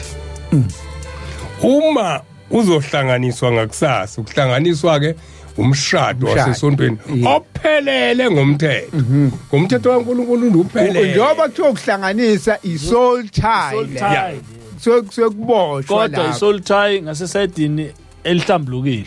elihlambulukile eliphelele kuNkulunkulu nje impela kubhala ukuthi usungowakhe njengoba ukuboshwa ifinto uthi soul tie uanti ke uyagana ke alobole umuntu anti ngithi anti ngoba uMangcobo ngizalo uMangcobo ngikhuluma ngomuntu ebengifika wehlala elokhuzeni uanti mamkazi ehlala noSiliya kukhona noanti mamashi kukhona obizwa yini endlini elapha ekuphakameni ngithi kwakuthiwa isesikoleni ngoba kwaye kwafundelwa khona kuqala emva kwasensuka ngihlale amagama ezindlu njalo zamakhosazane lezi uma kushaya uJuly ekade sehlanganisiwe ngenzela ukuthi bazi abantu ukuthi uShembe wathini baqhubeke bazenze lezi zinto zabo bacathi ilungile kanti sebekhohle ukuthi uyobusiswa eganeni kwakho nenzalo yomzimba wakho iyakubusiswa kubonakala izingane seyiqala ubugebengu kube kuthiwa umuntu washada kahle washada ngenansuku esihlaza kanti inansuku esihlaza wekade sebhale kwenye indawo ifihlile ngaphansi usehlanganisiwe anti mamkazi ngikhuluma umsenzi kaShembe angifuni ukukhuluma enye into manje ngenzela ukuthi amaNazaretha bazi abantu asebephulele emthetho ukuthi banenkinga kusokungena incwadi zayisafakwe enkosini kubiyona ebukubambo lakho ngemehla sezulwini ukuthi wena mfana ufanelwe intombi yakasibanibani yethempele lithi yonke leyo mshado ayihlukananga la khona inkosi kuyiyona eyathi wenzogana usibanibani wangabuka fika wangabuka ukuthi ufundisiwe wangabuka yona eyazi umoya walono wabuka imbambo zenu ukuthi olakho umbambo lwahlala lapha usiyafika ukuqhamuka incwadi meyiqhamuka incwadi othi ubaba umamkazi angacela njalo unkosikazi womuntu ngoba uhlanganisiwe wese ayithula inansuka khona kade buzi thina inansuka ehlazisha ukuthini angithi uthula inansuka kaShembe ebikade imboze inkosazana intaba yepheza uma usufaka esihlaza lehlaza eyokuthi wena usuvezile ubuntu bakho okade ubugcinile ukuthi abuzothindwa sokuqhamuka lehlaza eyendoda ingakho ngiyakuzwa ungena kahle ukuthi khona kade ibuza ngesabatha edlula wavelwa ngena kuyona le ndaba yenathi ulalele mangicabanga ngicathi ulalele uze waphinda wangibhalela kulokhuza wabhala kulokhu ku WhatsApp wami nazo lena nsuku esihlaza eyendoda ingakho kumiwa kuze kubonakala ukuthi ukuhlangana kwenu usuveza intaba yepheza lekade uyimvezi kuqhamukeni abanye kuze kuqhamuka ingane ebese yayithula ke ebese ebuyisela engesezoya ekhanda efihla ubuhle bakhe ngoba ubuhle bakhe besoboka kabani bosoboka umyeni wakhe usethatha inansuka ke manje emhlophe yokukholwa useyibuyisela emahlombe ayisaye ekhanda ake uthi ke ithi inkosi wena unkosikazi womuntu awusavunyelwe ukugana isithini isihlabelelo umthandazo wesabatha akusifunde esazoyifunda nje uMwandla ngifuna ukuchazela umuntu ongelona eNazaretha ezwe lamatemu onansuka inansuka ile ndwango ukuyibona ifakwe omama bamaNazaretha la emahlombe emhlophe othi makuhuma koti abasanda kugana bezintombi nto bese befaka le blue uxa ukuthi umuntu ufake le ndwango eblue ombona eyigaxile eyifake la emahlombe iyona ke nansuka leyo makwa amakhosazane angakagani intombi nto ubona ngokuthi bamboza amakhanda ngaleyo ndwango igama la leyo ndwango kinansuka ke sifundeke ukuze siyiqonde kahle ukuthi thini lento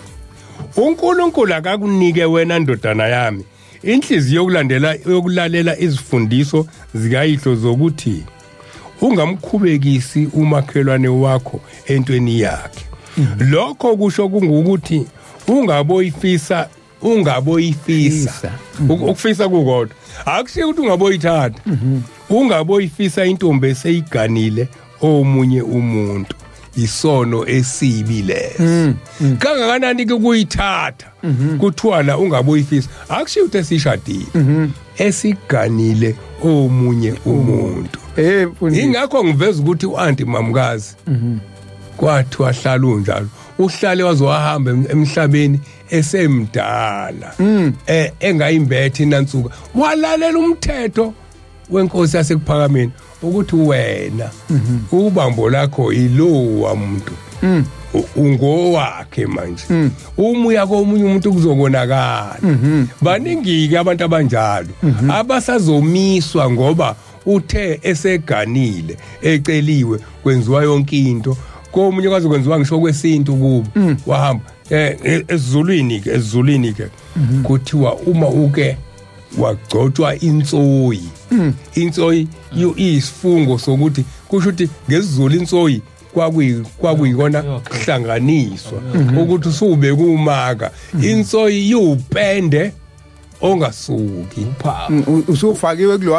usufakiwe kulo mndeni manje ingakho iibopho njoba iibopho nje kusho ukuthi usunegazi elisha eliqhamuka ngoba insoyi ifakwa abasemzini bakufaka igazi labo manje mawuthi usukhehliwe uqale phansi kumenyezelo esontweni usehlulekile usibani akukhona okukashembe lokho okwabantu ingakho noma ngahamba kahle nidle kahle kodwa anizobusiswa enzalweni yenu ngithi kuthiwa uyabusiswa eganeni wakho nenzalo yomzimba wakho iyakubusiswa sisho njalo lento ekhuluma Mfundisi ngizokhotha enye insizwe yakashembe uSimphiwe uyazi uSomahlaya ngangamuzwe ekhuluma indaba ethi inkosi ilanga ngenye ilanga yekathi ungabojwayela ukuyeka umngaka ahamba yedwa ayeThekwini ngoba kuyokwenzeka ahlangane nobambo lwakhe inkinga yenkulumo le kodwa ngizoyisekela ngoba ngiyayiunderstand ngoba ubacebekhulu lo ngithi bese naye ngesabatha edlula ngesabatha edlula amsekhe emhlabeni osantabaleli ibandla wakwasixoxela indaba mhlambe bizongisinda kuyixoxa kodwa ngoba ususu kuyawayixoxa le oyixoxele Mfundisi uthi kwake kwanenkiyankiya yecala la iphakameni indoda ibanjwe nomkamuntu kwase ngena icala makufikwa lapha yasekuhleliweke sekuthiwa le ndoda le iphingile nomkamuntu isithi inkosi ilanga wena umfunani umkamuntu isho kumkhwenyana lo umnikazi kankosikazi lo ithi lo kwazi ukuthi usemthethweni imbuza ukuthi wena ngempela umfunani umkamuntu bese kuphakama omunye wabagcotshwa bakhona la athi cha baba lo uyena umngakhe lo umuntu okuyena ophinge nalo ilo ithi inkosi ibuyele kuyena lo ithi ngibuzile ngathi umfunani umkamuntu kwabonakala akekho kosazosukuma ke manje ngoba usecaciselwe kodwa futhi lo mbuzo usawuphinsela khona lapha la eyoqale khona uthi umfunane umkamuntu athi lo cha baba umkami lo umuntu ophingile nomkami yiluye naye usaphinda lenkulumo ithi inkosi cha akunjani umkakhe lona lo uwena wathatha unkosikazi umuntu ibuye laphi ke leyo nto Mfundisi kulento ukuthi le kade uyichaza ukuthi inkosi yayikhomba ithi sibanibani nangumkakho sibanibani ubaba umpostoli Mkhize lo sesimdlale la wakwayixoxa futhi lento uthi yazi ubaba uyakhethele nje uthi hani nabafana nazilutho uthi hey babebambike laba bantu baqale uthi uMkhize yamazi athi kwakuyinunu lezi bafana nina nazi abantu baqala babebambi uthi kodwa imshade yahlanganiswa ubaba awukho wakwahlukana uthi umuntu wayengena emshadweni nomuntu angamazi angamthandi kodwa labo bantu bazothandana ngendlela bayohlala baze baguge bengahlukani ngoba uShembe wazi lento kade uyichaza Mfundisi ubambo lomuntu nomuntu ukuthi lo okalo now nayike into ucebe khulaya kuyona uthi lento le iyoniwe ilento ukuthi bese kukhona nalento njoba ilanga lalikhuza le ndaba yezibizo nalamalobolo aphezulu nezibizo bese kunalento ukuthi abantu abaganwayo laba abasebenza kahle nabantu abamacaphuna kusala labantu abawomacapuna kusala wena uthi usapatanisa wena aqhamuke yena nemali ayithathe bavume nalabo abasemzini uyosala kanjalo kanti ngempela uthatha umkamuntu ngoba lo nayo bese ibhekile le ntombi kodwa ngokuthi amandla amancane ilanga lisho khona ke ukuthi le manje lento ihambe yonakale ngoba kukhona abantu abadalelene ngokwasezulwini vele ukuthi uShembe wayikwazi ukubona lokho ke uShembe ekhona phakathi kwethu bese siyamphikisa thina ngoba sinemali hayi ngithatha lo ngimfuna ngoba ngiphushwa imali ngenzisa yonke into namhlanje lezo zinto Mfundisi sisenzeka bese uzwa kuthiwa sekunamahlazo ngoba umfana mhlambe ke esikhathini samanje ngoba abantu sebeyayikhulumela awusabekusile enkosazaneni ngoba mhlambe nayo inkosazana iyambona hayi bayavumelana ngemoya kodwa kuma waqhamuka insizwe ephethe isaka elithe ukuthi yafika emndenini hayi yobisabatha ithi yaphika inkosazana kuthiwa yini ufuna ukwenzani kwathi wacipha isishadileke wafaka lo imali kwavunywa iyacindezelwa ngendlela ecindezelwe ngayo kusasa sibanjwa naye lo mfana ngoba vele ufunani umuntu ongasebenzi ngoba vele uyena ubamba mangawubamba noma yona umoya wayo ebivele ivuma ngakuye so lento ke iyama soldiers ihambe iye lapho bengila ekutheni kunenkinga ke futhi la kuma soldiers labantu kade umwandle ekhuluma ngo XXX usuno X abaningi uthiwa ke labo X ngoba uyaqoma la usuka la uqoma la usuka la uqoma la uma ulala nomuntu kuphuma lento kukhona lento ekuthiwa iDNA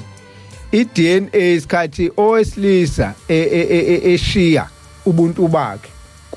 kumuntu wesifazane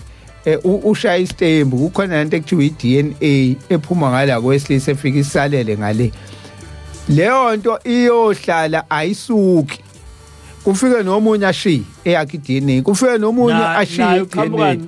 nowakhe umthwalo X naye uqhamuka nabanye oX ababe naye ekunemoya ethile nafika ashiye nomunye ashiye bese kufika la ukuthi mhlawumbe useyaphenduka useyakhola usengena emshadweni akayikhulumanga lento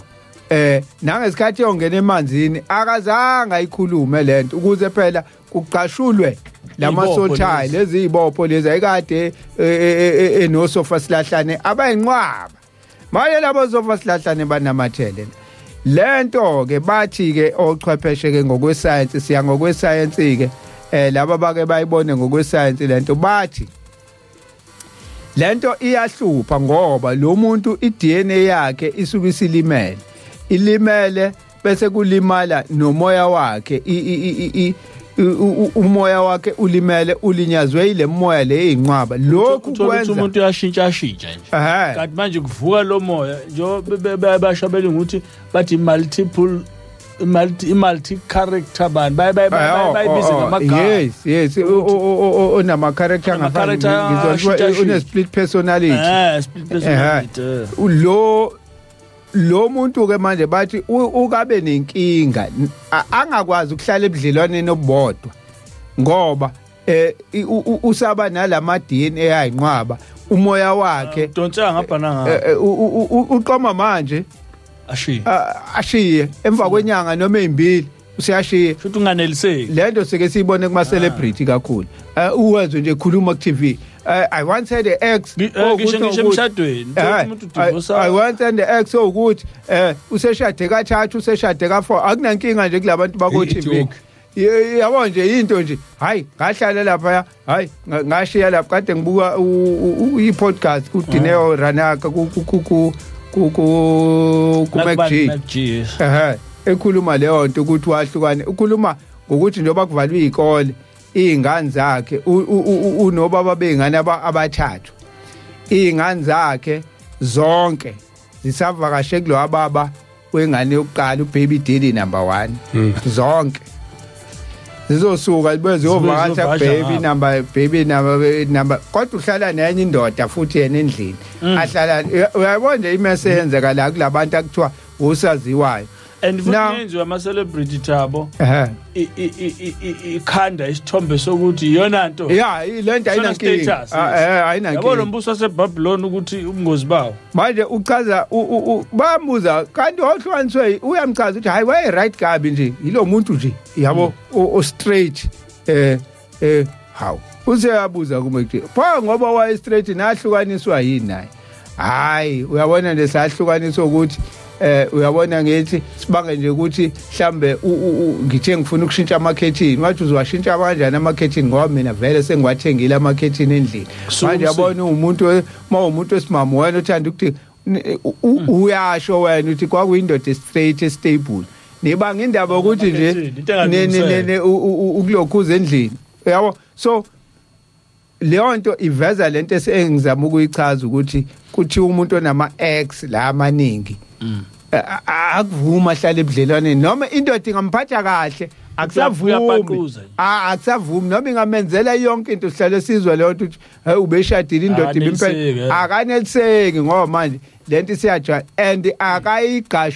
akawagashulile lamasoldiers emva kwalokho uzoza kuthi uyathwasa nasesintwini ezizulwini angazi kwamanye lokhuza amaculture kodwa uma uphuma kini uyakoshada kwenziwa nje ufike uhambe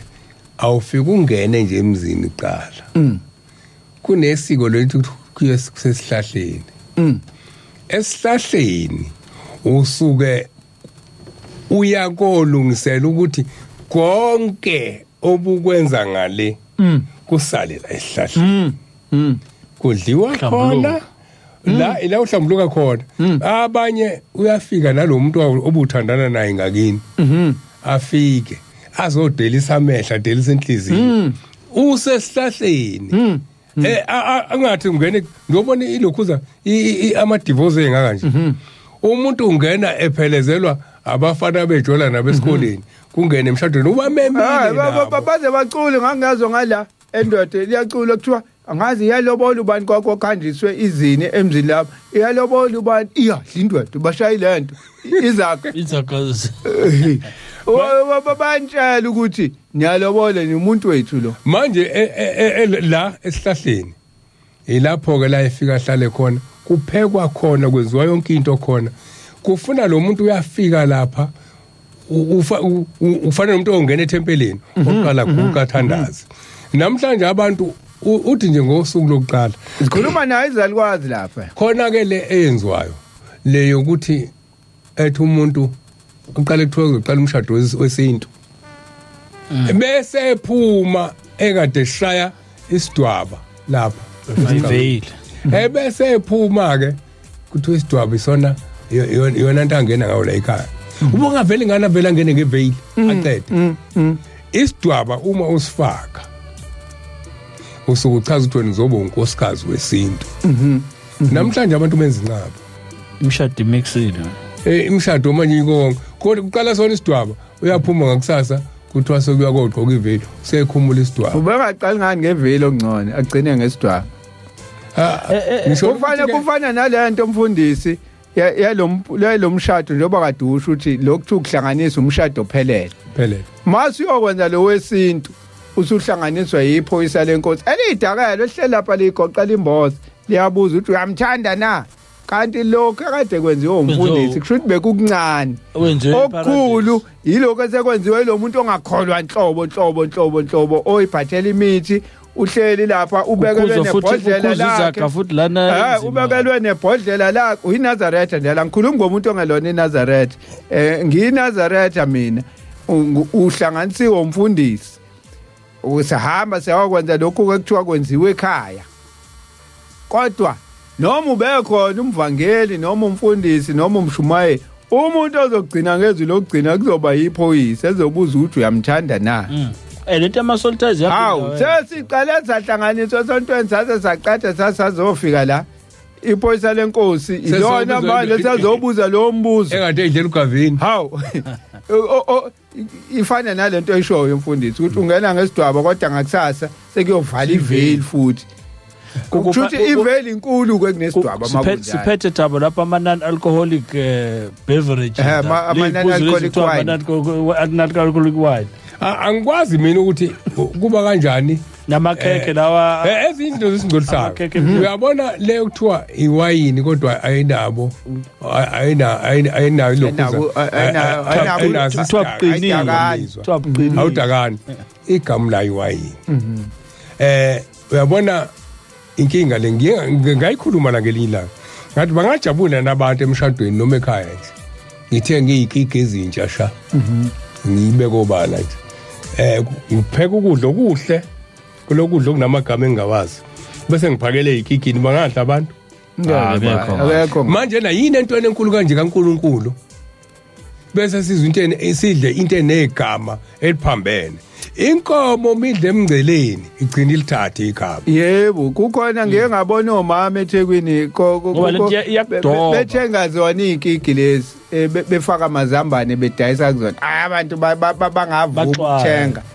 ukuthi awukudla kufakwe ikiki nzintsha kodwa ayithi manje zinkulu ukuze afake kahle amazambane akhe angena agcwale kahle la isikigini bese baqala phansi ke manje bayikhipha ikiki babuyisela lezindishi ke lezi ke zama plastic la wathena ngoba sinesibambi isikiki namazambane akhe ahlala kahle uthulula kahle hayi abantu manje iyafana ke lento yeNazaretha elizothi le wine esiyiphuzayo emshadweni ushezi ungenaphi emshadweni weNazaretha wona amanzi ngawafaka ebhodleleni kagologo njengoba sihamba nje mhlambe sihamba nomhlangano ithi hayi ngifakela amanzi ngihambe ngiphuza akwona ugologo lo alingcolini igama lapho ingcolini and kuthiwa la thabo lama unholy solities yes can serve as ama bridge for lento kubantu to pass demonic garbage through and it is a fact highlighted njobesho dotele kune extensive experience that ama solities established through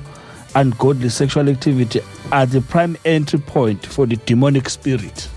yabo ngoba manje umuntu uza nezithunzi zakhe ongazazi wena ngoba akutshela phela nje badeshwe nje umfundisi wenkosi ukuthi ubephila empilweni yabo uyidlela nokudla okuthize akahlukanisile zonke lezo izithunzi lezo zizothulula kuwena imoya nje busho nje and ingozi lento mfundisi umuntu angene emanzini lezinto engayishongo ngoba uzophuma la azenze kakhulu ngoba akazange ayivuma isikhathi asekho ngabe singena endabeni kanonhlanhla ngazi noma izokwazini Mwandla kodwa lento amasothi kunencwadi la mfundisi yezakhe izaga 21:23 nakubalele lithi ogcina umlomo wakhe nolimi lwakhe ulonda umphefumulo wakhe ezinsizini lento ichaza ukuthini na kukhona izinto ozisha ngomlomo egcina zikufaka osizini ungazi lezi ivumelwano ngithi abantu bayazenza athi siyofa silahlana usagajwe utshani. ngiyafisa mntangasambothi ngifikelwa ukuphatheka kabi. Ngiyafisa ukuthi kungabi khona umuntu ongaziyo ozothi hey siyadabuka ngoba uMhlongo uqhamuka kuyona leyo nto. Uyazi umuntu ukhulume ngiyafisa angalaleli umuntu enginaleyo nkinga naye ngoba lento yokuthi uphuma kwenye indawo ungaphindi ulunge ngiyafisa sikhuluma indaba kaNkulunkulu la kufanele masikhuluma indaba kaNkulunkulu singasho ukuthi siyafihla ngiyadabuka kakhulu ukuthi lento esiyikhulumayo okuningi okukhulunyiwe la mina kwangehlela njengoba ngoMhlongo kwangehlela akulungi ngisabe ngisathe ngiyakhumbula umfundisi uMasango uyazi sizama ukuya kunyanga ezulu siyolungisa isimo ngalo ngishilo wathi ngeke kungenzekanga esavumelana ngakho muzwane sicelana manje na ke ngempela kufuna sithi sikhuluma singakhulumi kuba mama mokuthiwa sikhuluma into oyaziyo wena into eyenzeka kuwena shumayela into yenzayo lento ekukhulunywa ngayo ngiyayazi nginofakazi bayo ivumela ukuthi khona ivumelana ezibophanayo unezinto oyikhulumayo uthi wena ukhuluma nje ukhulisa ubuhlungu noma ubumnandi benhliziyo kanti usumbophile umuntu akusaqaqeki ifindelelo libophekile okulukhunike ukuthi lo osukumbophile wena uyathi hayi ukhulunyiswa ukuthi wena usuhluphekile kodwa angayiboni into uhluphekile nayo efike ebuhlungu manje lento ekhulunywayo ngakho ukuthi ngiyafisa ukuthi kungabi bikho umuntu ongaziyo nowazi impilo yami ngoba lento okukhulunywa ngayo ekumina ayami.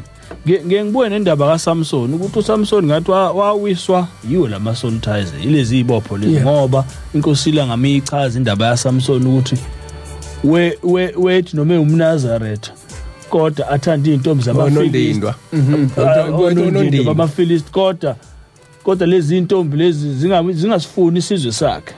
cathi yini eyamkhubaza lento uSamson ngoba inkosi eyichaza indaba yakhe lento ekhuluma mfowethu mhlambe kusazofanele singene gcile emasontweni azayo kulento siyichaze kahle ngoba nokuphuma kulento indlela ikhona singagcini lesikhuluma umfundisi wena uyayazi bayafika bahambe futhi babuye babuyise imiyalezo abantu uthi hey kwasuka nje umthwalo engangina uyazi ke wena into ezihlale zizenzeka lezo izolo nakuthangi kade befikile kodwa into embi ukuthi mebefika usuka wenza umyalelo kaShembe yahlupha lento abantu ake behlukane nayo abantu sebenza emzini yabo sokunama-queue emzini yabantu kuthiwa omkhulu sisazokuma hey wasiza wayiveza le ukuthi lento awuyenzi kwakho bangafika abantu sebeshaya iqueue becabanga ukuthi siya kaMhlongo yes imandla sekhona incwadi lena engathina izange isabalala kodwa yabhalwa abathenga abantu ngaziningi incwadi ayibhala na ilento angisho angithazi ngangikhuluma nobani okhona ade ngikhuluma naye engibuza ngencwadi ethile ngathi mina hayi khona leyo nto ihleli lapha kwicomputer ukuthi kuyabiza ukuprinta incwadi nijike ningayithengi so sigcine sibekile nje le ncwadi yabhalwa uThabo ekade exoxisana noma interviewer uNonhlanhla Ntumba abaningi bayamazi la eNazaretha wasemnambithi owayekade ngelo eNazaretha kodwa wasehlelwa inhlanhla ukuthi abizwe uShembe aze ayobona athathe ngokamoya hayi izulu alibonanga wabona ihoko nezigodi zosizo so ngicaphuna nje indatshana ngizama ukuhambisana nomfundisi endabeni akade eyikhulumile ecaphuna ejumeni zenkosilanga uthi sahamba saze saqhamukela kwelinye idamu esathi saqhamukela phezulu ngabona izinto phakathi kwangathi amabhola egalofu. Olazi ibhola legalofu uyazi ukuthi linamachofochofo. Kodwa lawaya engawabona kulawa amabhola emnyama. Lamabhola ayeginqika la phakathi kuleli damela limhlophe. Kwathi uma sifike eduze koba imangi ngiwabona kahle lawa amabala. Ebengiwabona kulawa amabhola ukuthi empeleni akusiwa amabala kodwa abantu. Lapho kusesihogweni salabo abafana abangamasoka. Umfundisi wakhuluma ngendaba yamasoka. Leli damu njengoba lalimhlophe lalenziwa yilokhu ababekhiphela kumantombazana uma belele nawo. Kwakuthathwa lo ngcola kuqoqele ndawonye ukuze ukuthi uma sebedlule emhlabeni bathathe bazofaka kuwo. Laba abafana babegwiliza phakathi lesi stashe singena ngomlomo nangamakhala. Bayakhala phakathi izwi lokhu libuzile lithi lezi ngane nani zilahlisa ubuntombi nanithi ziyosala zithathwe ubani. Nalapha eyikhona indoda ephethe isitshwebhi lokhu isithelile khona bevele ngamakhanda kanjalo. Futhi ke igodi zosiza isigadiwe la zinabantu abayigadile. Ileyo ndaba nje ngiyabonga Thabo. Sibonga kakhulu. Ngiyafisa ukusho ukuthi njengoba sila asingcwele. Okunye sokukhuluma ukuzothi ukuthi nokuthi akwenziwa. Kodwa kakhulu ngicela eManazaretheni ayibukisise lento yokuthi ungayibheki nokuyibheka intombi esiganile omunye umuntu. Abheka umuntu umethatha mase kwenzekele ngephutha singasabi ukuthi uzophoxa isithandwa sakho ngwase nini ezithandwa nina niyathanda. Uma ufika esangweni ufika nomuntu osathola umntwana muthele nje ngamanzi biza umshumayeli umhlambululu ufika usho ukuthi ngimgeza wonke izinto ahambe kuncika kuzona. Akuthi umthanda uyamazi ukuthi lo muntu usenengane senesithunzi esimengeme. Landa-ke abagcotshwa landa umhlambululi azohlambulula lo muntu ongenani. Angazi noma kuyenzeka yini kodwa ngiyacabanga ukuthi ngcono wenze njalo kunovela umthandi umgaxe ngaphakathi egcekeni.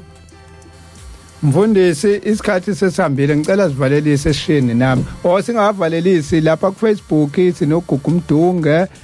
nayo sihleli naye lana umanqoba silence panza umsizi gentleman imthimkhulu ibone ngibabona uWhatsApp network yethu ayivumi. Mfundisi ngicela sivalelise. Ake sibongeke uNkulunkulu esasinikile usuku oluhlanga kwelweSabatha esinikile umhlangano wokuyoveza amadokodo kwimizimba yethu engathi noma mhlambe kukhona ukungcola esinako uNkulunkulu asisize. Inamba 060 61 31 515 umfundisi esimhlongo wasenhlangakazi ethempelini iJordan ithempeli lokuqala ngqa likababa mkhulu uBhombela Sitimela samampondo nisale nenkosi yomsa. Amen. Afoka mwanje. Ngiyabonga ngiyavalelisa Manazaretha nonke nabaleli benanda ngithi iSabatha libusisekele kunini nonke. Uchabo kaSambuthi uhlelo sikhumbule kuphakameni nanda 88.4 FM sibonge kubo bonke kade besihleli nabo besilalele sithemba inkosi yomusa izozinigcina inibusise nazi senabanye ukuthi khona inanda 88.4 FM nizosibamba uma kukhona abasalile nibatshele bazongena kwi-page ka-Facebook page sikhumbule kuphakameni noma ku-YouTube page sikhumbule kuphakameni na ku-YouTube ophinde futhi basithole khona. Uchabo kaSambuthi lo inamba ithi 076 054 3833 076 054 3833 siyabonga. A lot is happening at large, but a lot is worth having. We in the 88.4 FM app Enja. Become one of our exclusive members on this app at Google Play Store and enjoy chatting to us. Plus podcast of what you have enjoyed or missed out on. To send us messages and voice notes, simply go to the Contact Us tab and compose bese kuzovela ngakithi. Ngokudownloada bese uyabhalisa. Uphinda uxoxe nathi on this app using the hashtag #, #InandaFM app senginayo. Uzibeka ithubeni lokuwina u500 rand Inanda FM t-shirt and mask nyanga zonke. Are you out of your mind? Inanda 88.4 FM, today's best radio. Yeah. And now, ladies and gentlemen, Today's best entertainment continues on today's best radio. Inanda 88.4 FM.